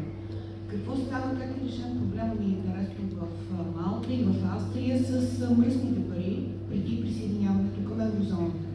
Всички ние знаем, че България беше поставена в един неприятен списък. Това ми е единият въпрос. Вторият ми въпрос е много бърз. Допускаме ли все пак някаква хипотеза, че ние можем да бъдем прияти в еврозоната по начина, по който бяхме прияти в Европейския съюз, с леко присвиване на очи относно на изпълнение на някои показатели? Благодаря. Добре, благодаря. Аз ще пробвам да отговоря просто на втория въпрос, но на първия нека да видим нашите чужди гости.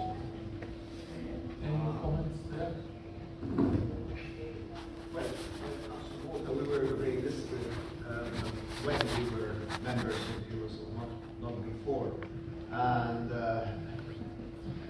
now it's Croatia, I believe, that were grey listed just before they became members of the Eurozone. And well, we exited in just 1 year. I do strongly believe that most of European countries will be grey listed at one point or the other. It did help to bring the system up to scratch very, very quickly.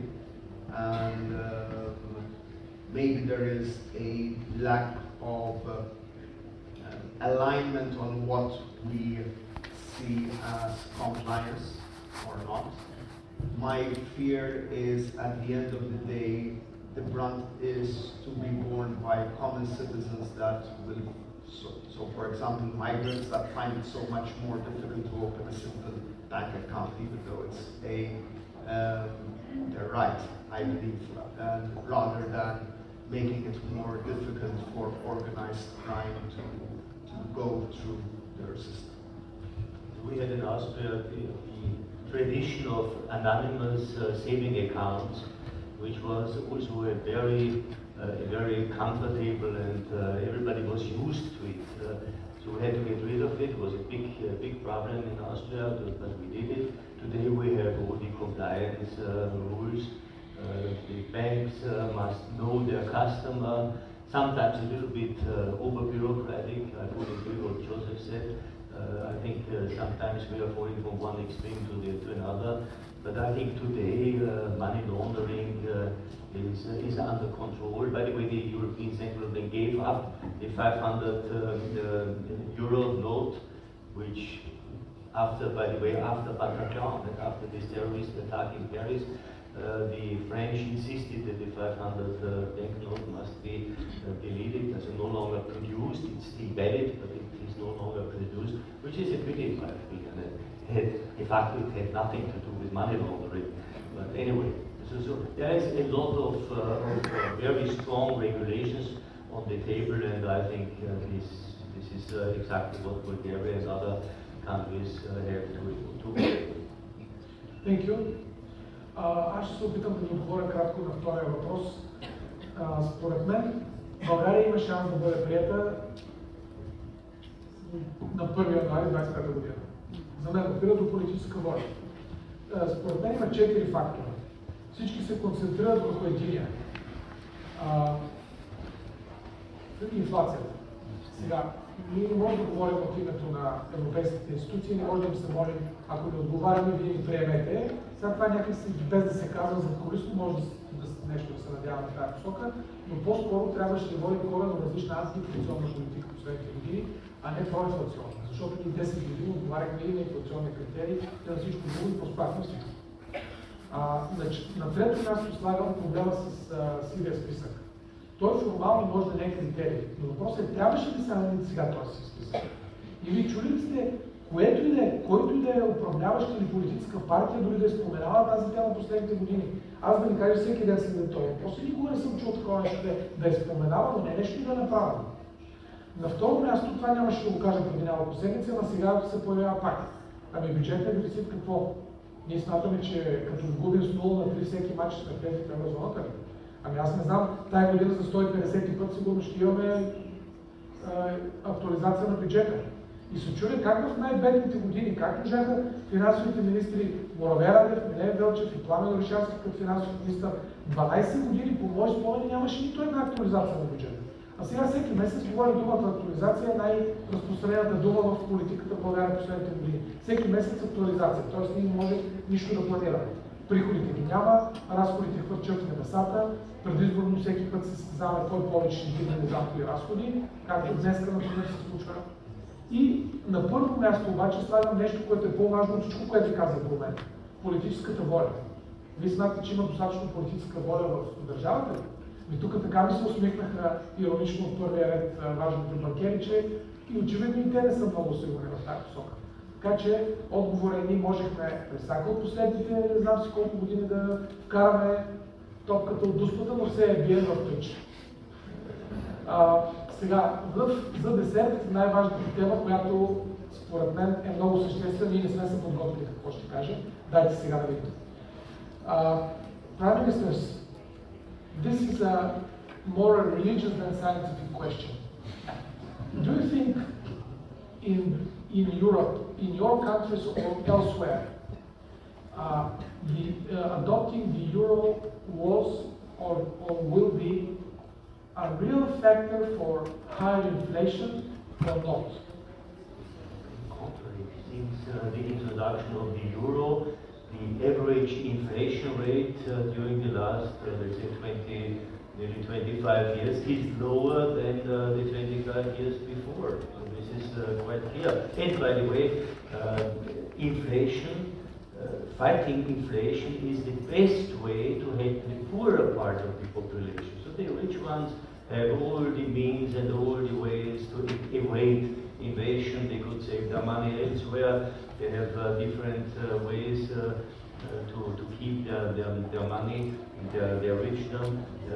Inflation is really a serious hit, and a serious blow to the poorer part of our population. So stability, good financing, good budget policy, stability, this is the best social policy, by the way. So I think this is often underestimated, and of course after the aggression of Russia towards Ukraine, we had a high inflation rate all over Europe, and de facto the governments did everything to help the poorest, to bring down the inflation and to compensate a bit the pain, and it worked well. So I think there is also the benefit and the success of this common attitude, this common strategy. But anyway, inflation is poison for the poorer part of the population. And we should really all be aware of that. Thank you. The best definition of inflation for me is it's a tax on the poor. So at the end of the day, it is, I believe, very correct to have a thorough discussion on that. My answer to your question is in two. The first is that membership of the Eurozone does not encourage inflation, and I share scientifically what Wolfgang is saying, that it actually mitigates the effects of inflation.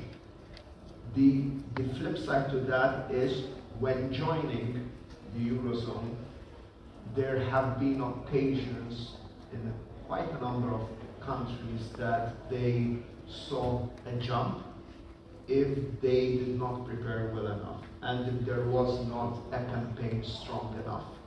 And this is where so today I saw a lot of green lights in what I heard. The only, let's say, orange light I saw was the fact that you are rightly so aiming at becoming members of the Eurozone in 2025. I imagine in January or maybe later on during the year. I do believe that the campaign and the grassroots need for a campaign, double pricing and education of traders, education of consumers is crucial, because there will be there might be abuses within the market that cannot be tolerated. Okay, thank you.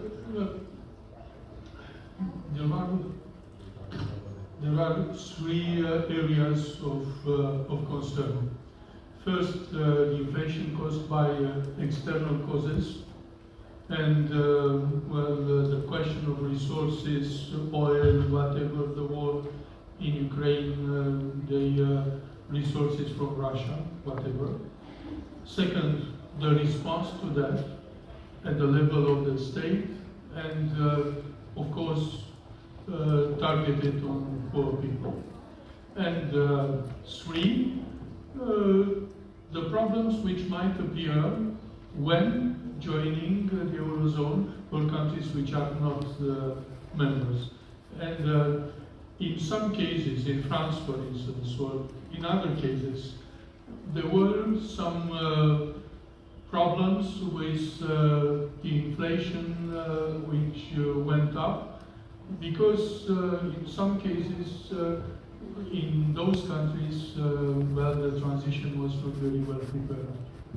Thank you. I will use the opportunity to tell you also my view in 2 minutes. I think the question of inflation when joining the Eurozone is the biggest myth in our society these days. If you ask my parents, they will tell you that all they hear from all kinds of experts or non-experts, they are very convinced that they hear this all the time, that when we join the Eurozone, all prices will double and all incomes will stay the same. Now, I wonder if our exchange rate was not 1.95583 but was 13.0 or something, were prices going to increase 13 times? Is that the myth? Probably. And you cannot convince people this is not true. And they say, oh, my aunt worked in Germany 20 years ago and she told me that the price of coffee doubled next year, which is, I don't know how they measured it, but this is what people believe. So I wonder how it works in other sciences. Imagine we were architects today. So this room is probably 6 meters tall, high. So if we enter the Eurozone, it's going to become 12 meters high. The architects will say, are you crazy? If we were meteorologists, today is 20 degrees in Sofia, so what, the temperatures will become 40 degrees if we join Euro. The meteorologists will say, you're crazy. Well, I'm an economist and I'm telling you. We will change our currency, which, by the way, we have been using as a reserve currency for the currency board for 27 years, when all our children were not born. And we buy our apartments, cars, and so many other excursions in Europe, and we don't care what currency we pay. And prices are going to double, so your apartments are going to double in price. This is all nonsense, you know. However, it's our fault, you know. In this room, there is so much intellectual capacity, so many experts, so many media, but we don't do enough to persuade the public that they should not be scared of costs. One day, when we join the Euro-like declarations, 2 months later, no one will talk about inflation. The Croatians are not talking about inflation these days. We should be rich and happy and successful. And my final comment. Well, imagine for a moment there is inflation because of something else, maybe the price of oil or something else. And my question is, so what? Inflation was high 2 years ago. It was high in the year 2008. Maybe you've forgotten, but we were in government with Prime Minister Stanishef, and inflation was 12.8% maybe. Everyone has forgotten. However, with the currency board in Bulgaria, every single year, from 97 to this year, during every single year, average incomes rose faster than the corresponding inflation. Every single year. So even if in Croatia there was some inflation in January, so what? So my comment is, let's forget about these ghosts and let's look into the future where we belong.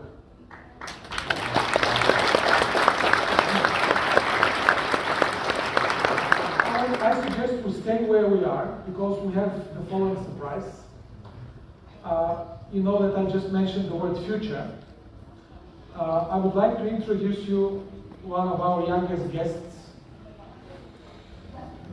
I'd like to invite here to the podium Eleonora Spasova, who is 19 years old. She is a straight A student at the Sofia High School of Mathematics. She has many awards from national and international competitions in financial literacy, in statistics, in history. She wrote a serious scientific report on the Eurozone, that's why we invited her. And the biggest reason is that last fall, she was accepted at an early decision at one of the best universities in the world. That's the Wharton School of the University of Pennsylvania, which of course you know is an Ivy League school.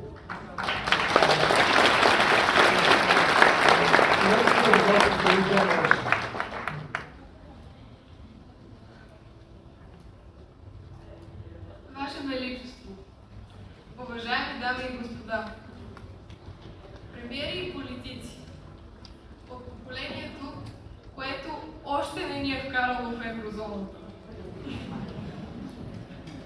Аз съм на 19 години и имам много мечти. Мечтая страната ни да бъде едно по-добро място за образование, за работа и за живот. Такава, каквато ние младите хора да изберем и с разума, и с сърцето си.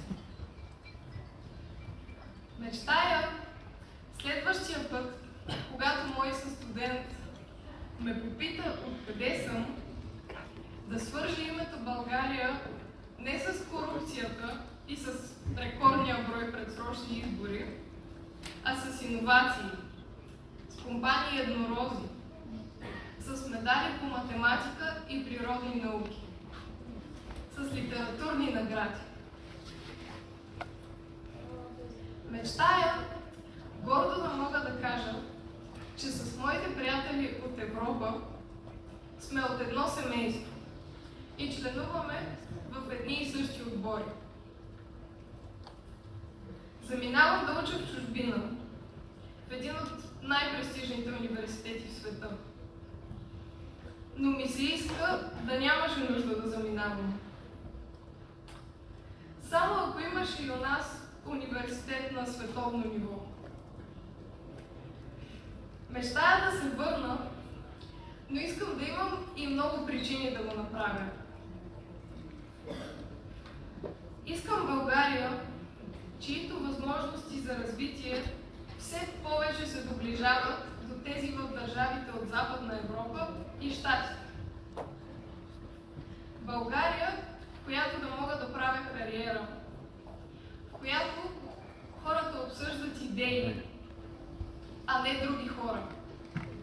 Правят бизнес, а не скандали. Родена съм не само през месеца, а даже през седмицата, в която Симеон Сакскобургготски е подписал договора за присъединяване към Европейския съюз и го е посветил на нас, младите хора на България. Ако някой тогава беше казал на моите родители, че когато навърша 20, все още няма да сме влезли нито в еврозоната, нито в Шенген, и че през 24-та година ще участвам в конференция с заглавие "Кога", сигурно щяха да са много разочаровани. Бъдещите си политически кампании отново ще ни призовават да останем тук, нали? А какво ще направите за това? Знаете ли, за хората от моето поколение граници няма, въпреки че все още не сме в Шенген. Ние отдавна се разплащаме дигитално и единната валута за нас не е под въпрос, въпреки че още не сме в еврозоната. Моето поколение е израснало с представата, че ние сме част от Европа. И не разбираме защо продължаваме да седим в ъгълчето на масата. Нека направим така, че на следващите поколения да не им се налага да заминават, за да получат повече възможности. Нека до няколко години България да се нареди сред водещите държави в Европа. Да бъде членка на Шенген и да бъде членка на еврозоната. Dear Chancellor Шусел, you are one of the legendary politicians of your country and represent the most important part. Please tell your compatriots that the new generation of Bulgaria and Romania is not second class. We are not worse than any young people in Western Europe or Malta. We deserve to be in Schengen and the Eurozone.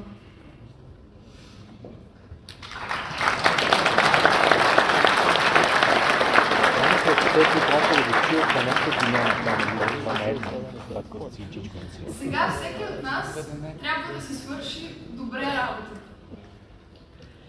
С моите връстници трябва да постигаме още по-големи успехи, за да накараме България да се гордее с нас. А политиците и държавниците трябва да вкарат страната ни в еврозоната, за да можем и ние още повече да се гордеем с нея. Много от нас ще заминат да учат в университети по целия свят. Но ние скоро ще се върнем и ще бъдем готови да влезем в вашата роля. Ще продължим това, което сте постигнали, и ще завършим това, което не сте.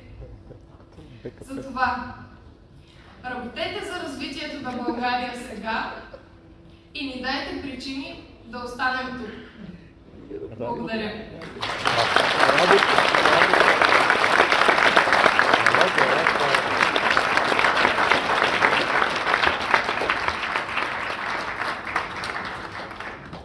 Благодаря, Леонор.